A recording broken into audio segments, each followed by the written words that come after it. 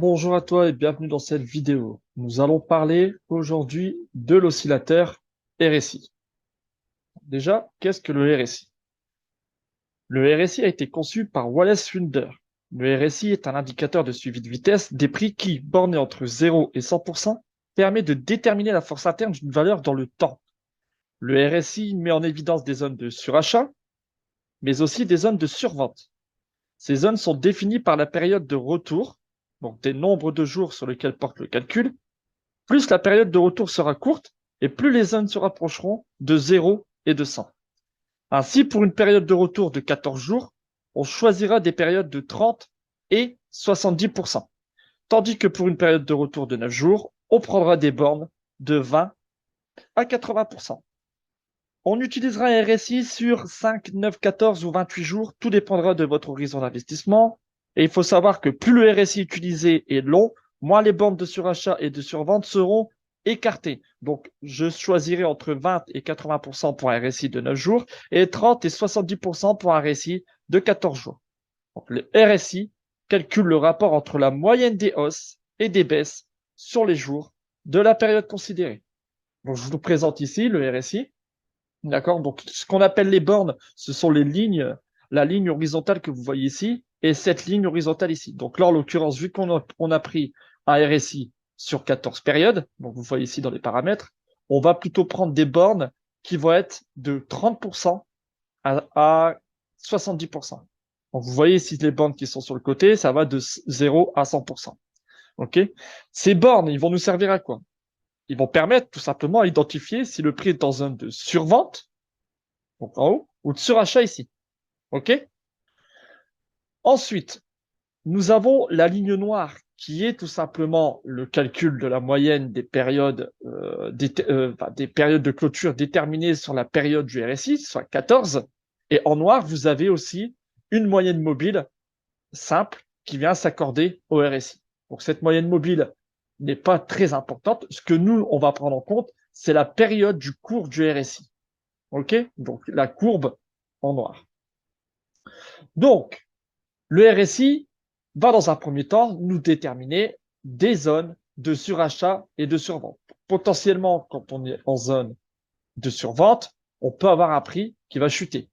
Et quand on est en période de surachat, on peut avoir des prix qui vont monter. Donc, en l'occurrence ici, quand le RSI touche la borne, donc nous sommes ici, on peut avoir des mouvements baissiers. Et c'est ce qui se passe. OK? Ensuite, quand on est en zone de surachat, on peut avoir un prix qui va monter. OK? Attention, je ne dis pas que le RSI est un moyen de prendre des positions, donc est un indicateur qui va vous servir de signaux trading. Absolument pas. Je vous conseille fortement d'associer votre analyse technique, donc votre analyse technique price-action avec vos supports, vos résistances, vos trades, etc. Et vous l'associez en dernier recours. Donc le RSI va vous servir de confirmation supplémentaire. D'accord?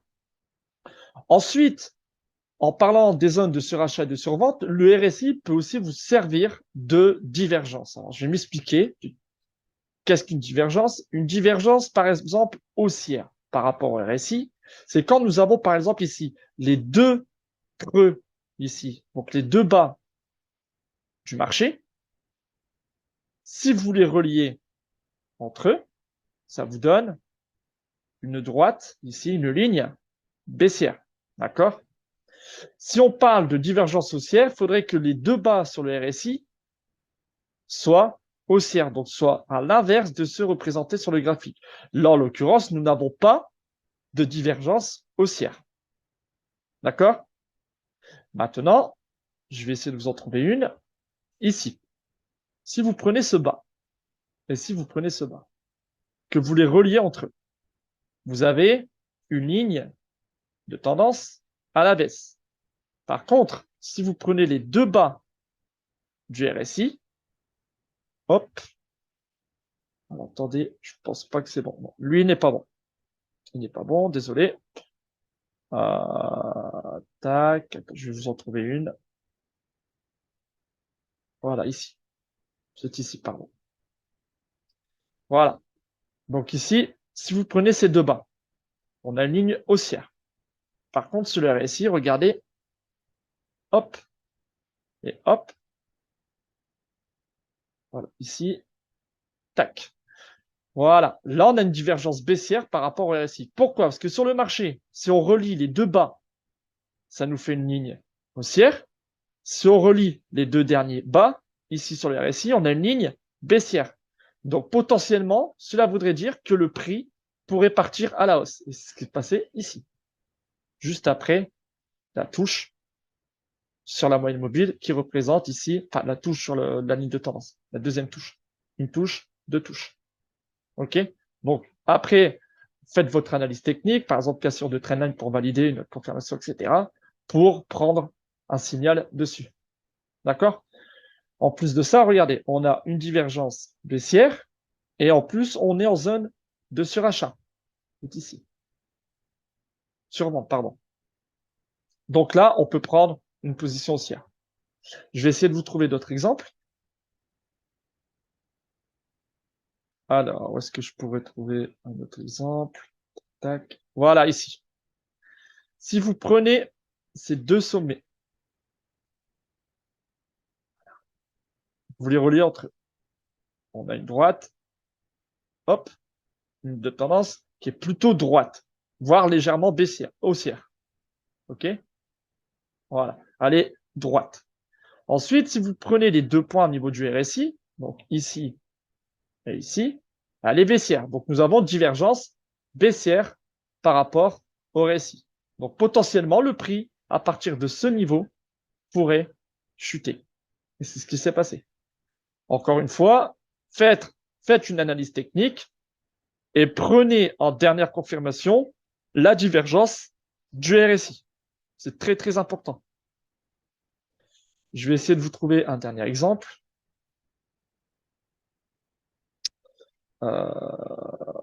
Tac, tac, voilà. Ici, pas mal aussi. Bon, vous voyez, vous prenez ce haut-là et ce haut-là. Vous voulez rassembler, donc, tac, vous avez une ligne haussière. Et si vous représentez ceci sur le RSI, donc vous prenez ce haut et ce haut, vous tracez la ligne, votre ligne, elle est baissière. Donc la divergence RSI baissière. Donc le marché peut fortement chuter, enfin, peut dès à présent chuter à partir de ce niveau. C'est ce qui s'est passé. OK? Donc voilà, grosso modo, comment se présentent les divergences au niveau du RSI. Donc pour récapituler, le RSI va tout simplement vous indiquer la force du marché sur une période donnée. Et donc du coup, il peut aussi vous déterminer des zones de surachat et de survente. D'accord? Donc données sur les bornes pour une période de 14, sur le RSI, donc les bornes 30 et les bornes 70 seront nécessaires. Et pour une période de 9, les bornes de 30 et de 90 seront nécessaires. 80 seront nécessaires, pardon. OK? Donc ça va vous donner tout simplement des zones de surachat et de survente. Donc potentiellement des retournements de marché. Et ensuite, il peut aussi vous servir de divergence par rapport au marché. Donc, des sommets qui sont haussiers sur le marché avec ces mêmes sommets qui sont baissiers sur le RSI et inversement. D'accord? Donc voilà cette vidéo concernant le RSI. À très vite pour une nouvelle vidéo.